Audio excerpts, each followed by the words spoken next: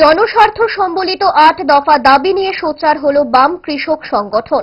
ওই দাবি নিয়ে ডুকলি কৃষি মহকুমা আধিকারিকের হাতে তুলে দেওয়া হয় ৮ দফা দাবি সম্বলিত স্মারকলিপি। এই কর্মসূচির উদ্যোগ নেয় সারা ভারত কৃষক সভা সহ ক্ষেত মজুর ইউনিয়ন। এই দিনের এই কর্মসূচিতে উপস্থিত ছিলেন ওই দুই সংগঠনের মহকুমা এবং জেলা কমিটির নেতৃত্বরা। দাবি তুলে ধরে সংগঠনের নেতা প্রাক্তন বিধায়ক রাজকুমার চৌধুরী বিস্তারিত জানান।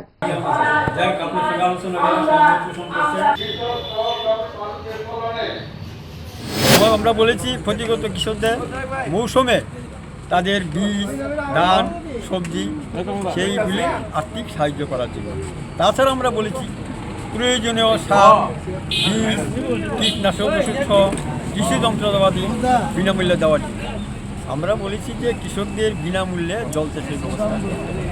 আমরা দাবিতে গেছি সমস্ত কৃষকদের ডুকলি মহকুমা এলাকায় তাদের কৃষক সম্মানাদি ভাতা দেওয়ার জন্য।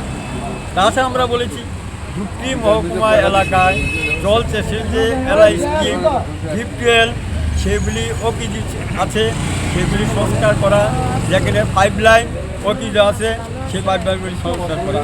তাছাড়া আমরা বলেছি এই বন্যায় কৃষকরা ক্ষতি হয়েছে, ক্ষেত মজুরা ক্ষতি হয়েছে, তাদের অন্তর্ভুক্ত ২০ দিনের কাজ এবং মজুরি ৬০০ টাকা করা।